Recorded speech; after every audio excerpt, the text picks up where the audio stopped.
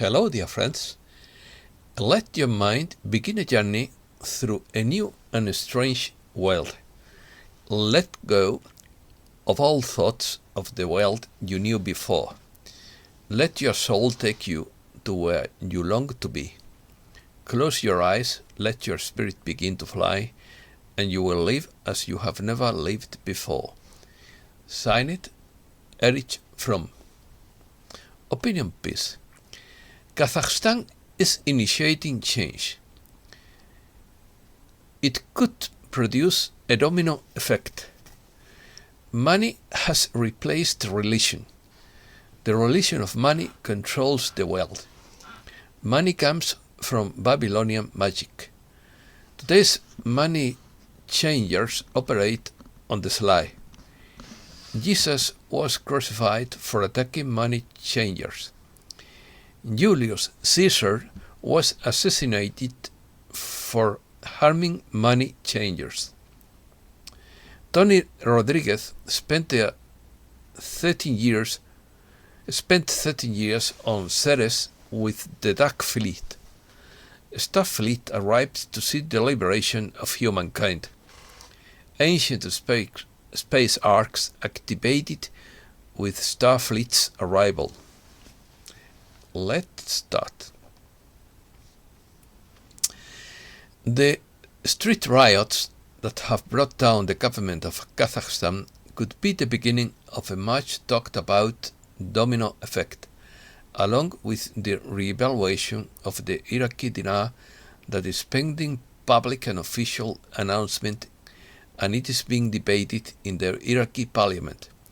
But if dinar holders have to rely on Treasury Department Secretary Janet Yellen to allow the new international rate of the Iraqi dinar to be published on Forex, then they have a problem. According to Peter B. Mayer, soon other dominoes will fall and precious metals such as gold and silver will rise as people flee to safety. People are upset with their endless debt and have become overly stressed, so they are expressing their anger in street protests. Wave of unrest. Kazakhstan is the cradle of the world's financial elite and has seen a wave of unrest, which began as mass protests officially triggered by a double hike in liquefied petroleum gas prices at the beginning of the new year. Kazakhstan has spent an average of 14.5 million euros on luxury hotels and establishments, thus receiving complaints from very many lower middle class citizens who are demanding more aid and less luxury construction. Protests in Kazakhstan 2022 erupted on January 2nd after a sudden sharp rise in gas prices, which the Kazakh government said was due to high demand and price fixing. The protests began in the oil city of Yanosem, but have quickly spread to other cities, including the largest city, Alma-Ata. The causes of the protests are rising gasoline prices, corruption, authoritarianism, human rights violations, and police brutality. The Kazakh government declared its state of emergency and deployment of forces because of the mass looting in Alma-Ata. Kazakh authorities on Wednesday announced the arrest of 1,678 more people in the previous 24 hours for their alleged involvement in the violent riots that shocked the former Soviet nation last week, the worst altercation since Kazakhstan's independence 3 decades ago. The result has been the resignation of Prime Minister Askar Mamin and several ministers, the dismissal of Nazarbayev as chairman of the Security Council, and the reinstatement of maximum vehicle fuel prices for 6 months. Energy. Energy is the country's main economic sector. Kazakhstan has the second largest reserves of uranium, chromium, lead and zinc, and the third largest reserve of manganese, the fifth largest reserves of copper, and is in the top 10 for coal, iron and gold. It is also an exporter of diamonds. Kazakhstan has an abundant supply of easily accessible minerals and extensive fossil fuel resources. The development of the oil, natural gas and other mineral extraction industries has attracted the most of the more than $40 billion in foreign investments since 1993 and accounts for about 57% of the nation's industrial output. Kazakhstan is the largest producer of uranium in the world. In 2000, Kazakhstan became the first of the former Soviet republics to pay off its entire debt to the International Monetary Fund, 7 years ahead of schedule. Kazakhstan's main sources of income are the petrochemical industry, mining, tourism, wheat, textiles, and livestock. Khazar Empire.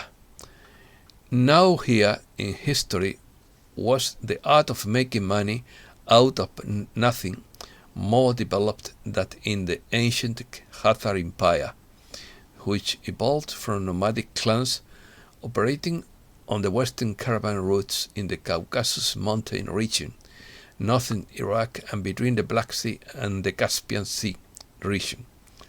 By the 10th century, the Khazars had created a rich empire stretching from north of the Black Sea to the Ural Mountains and west of the Caspian Sea to the Dnieper River. The Khazar warlords decided that trading and lending money would be more profitable and less dangerous than raiding caravans. There was a problem. The Khazar Empire was almost equally divided between Christians, Muslims, and Jews. Both Christians and Muslims believed it was a sin of usury to charge interest on a loan. Only Jews could openly charge interest on loans, and this explains why they converted to Judaism. The Khazars were a Turkic people from Central Asia. Their name seems to be linked to a Turkic verb meaning wanderer or gezer in Turkish. In the 7th century, the Khazars founded an independent Khanate, the Khanate of Khazaria, in the North Caucasus, on the shores of the Caspian Sea, where Judaism would eventually become the official religion. In their moment of maximum splendor, they and their tributaries controlled a good part of what today is the south of Russia, western Kazakhstan, eastern Ukraine, an important part of the Caucasus, Dagestan, Azerbaijan, Georgia, and Crimea.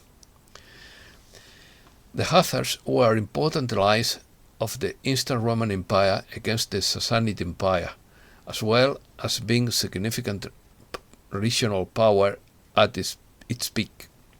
They waged a series of wars, all victorious, against the Arab caliphates, possibly preventing the invasion of Eastern Europe.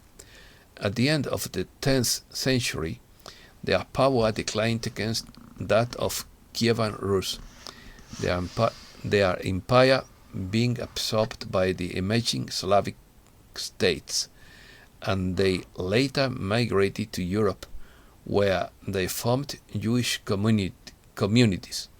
Small Khazar nuclei survived in the Pontic steppe until they were dissipated by plague epidemics and Mongol invasions in the 14th century. Description: the Republic of Kazakhstan is a transcontinental country, with most of its territory located in Central Asia and a smaller part west of the Ural River in Eastern Europe. It is the 9th largest country in the world, as well as the largest landlocked state in the world, considering the Caspian Sea as a lake. Kazakhstan belongs to the natural region known as Central Asia, which also includes Kyrgyzstan, Uzbekistan, Turkmenistan, and Tajikistan. Extensive in size, the territory of Kazakhstan encompasses plains, steppes, taiga, canyons, hills, deltas, snow-capped mountains, and deserts. For most of its history, the territory of present-day Kazakhstan has been inhabited by nomads.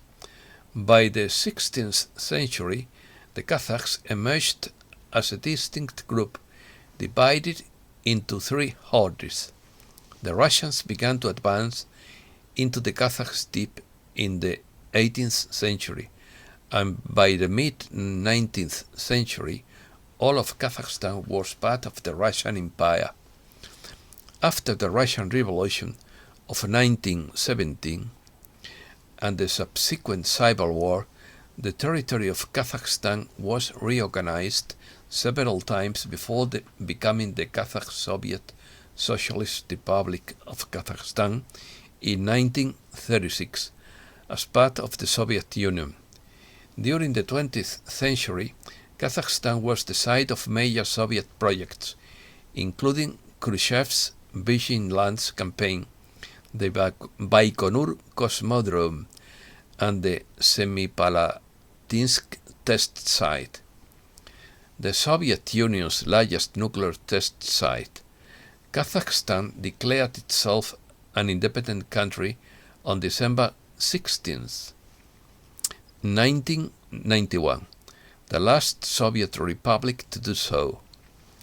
Kazakhstan is ethnically and culturally diverse, due in part to the mass deportations of various ethnic groups sent to this country during Stalin's rule. Kazakhs are the largest group. Kazakhstan has 131 nationalities, including Kazakhs, Russians, Uyghurs, Uzbeks, Ukrainians, and Tatars. About 63% of the total population is Kazakh. Kazakhstan allows freedom and worship, and many different faiths are represented in the country.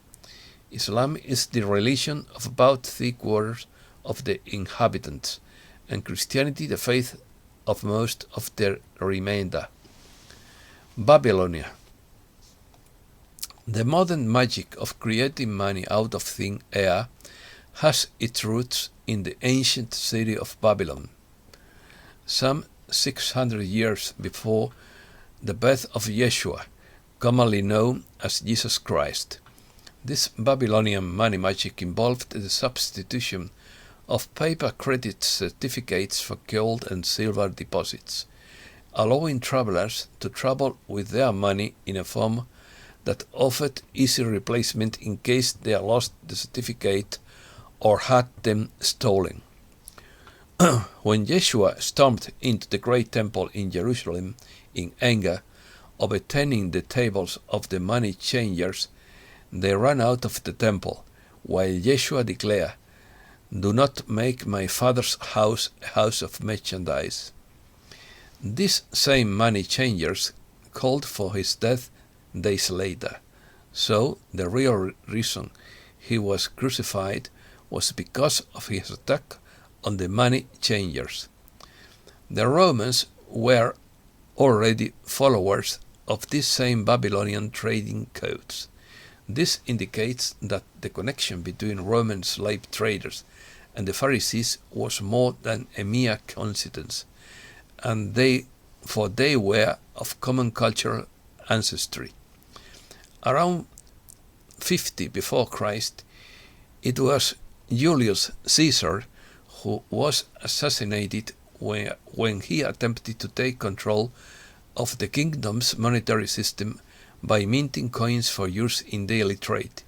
With an abundant supply of royal money, the kingdom prospered, business flourished, and everyone benefited. Everyone except the money changers, whose livelihoods were turned upside down when control over the nation's finances was taken away from them. Fortunately, just in time, now our world is becoming a wonderful place awakening to the truth of our history. Knowing the existence of the universal cosmic principle of free will, the realization of this is our power as we push to create the world we envision. Full disclosure is on the way with the financial reset and technological breakthroughs that will end hunger and poverty. Starfleet. Starfleet arrives to see the liberation of humankind. A large fleet of spacecraft belonging to highly evolved visitors has recently entered our solar system, according to James Gilliland, who has over 35 years of contact experiences. He claims that these positive visitors, along with higher dimensional beings, are here to oversee a fundamental change in the way our solar system and our planet function. James Gilliland runs the SETI retreat on Washington's Mount Adams, where visitors can observe UFO activity and hosts annual meetings. 13 years on Ceres with the Duck Fleet. Toni Rodriguez talks in his autobiographical book about the 20 years he spent as a slave, which included 13 years working on a cargo spacecraft based at the Dark Fleet's Ceres colony. He explains his time in Peru, Seattle, and Washington, where he was exploited as a psychic before being sold to the Duck Fleet. He discusses regular visits to Antarctica, which the Duck Fleet personnel considered high command. He also describes routine visits to the Navy facility on Diego Garcia Island, where supplies for Duck Fleet operations were picked up. Space arks. Ancient space arks activated by arrival of Starfleet. On January 4, 2022, Dr. Michael Salla received an important update on the discovery of ancient space arks on the Moon, Mars, Antarctica, and other places in our solar system. These huge space arks would be activating due to the recent arrival of a large fleet of spacecraft belonging to an intergalactic confederation stationed in the vicinity of Jupiter and its moon Ganymede. The Intergalactic Confederation has long had several colonies in this star system, on Venus, Earth, the Moon, Mars, and on the fifth planet. Great wars with the Anunnaki occurred and the colonies left, but before leaving they gathered in arks the essentials of their knowledge, which they buried deep on the mentioned planets. These arks preserved essential information needed to reconstruct the glory of these ancient colonies. The Atlantean civilization was a branch of one of the 24 civilizations that made up the Confederation. Now the Dark Alliance has been forced to leave our solar system. The hidden ancient technologies are being activated so they can found and exploit by the Earth Alliance that was created in July 2021 as a result of the Jupiter agreements. Now the time has come for these technologies to be shared openly so that humankind can learn about long-forgotten colonies, their culture and advanced technology, before devastating wars led to their demise. Some of these revelations will involve announcements about the discovery of advanced technologies found in ancient arks that were built by humanity's ancestors many millennia ago. Regaining power. Except for from an important message from the Federation by Aurora Ray. It is time for all of you to take your power back, because it is not that the masses do not know what is good for them. It is just that they have been out of touch with their own power. This lack of awareness has made you more easily controlled by those who wish to control you. You are immortal beings created with love and light by the Supreme Being of the universe. You have chosen to experience yourselves within physical bodies on planet Earth at this time because you wanted to be able to express yourselves in an environment that is unlike any other. You are here to learn to love, to be loving and compassionate, selfless beings. You are here to transform fear into love. You are here to experience duality so that you can choose love over fear. And that's all for today. Thanks a lot, dear friends.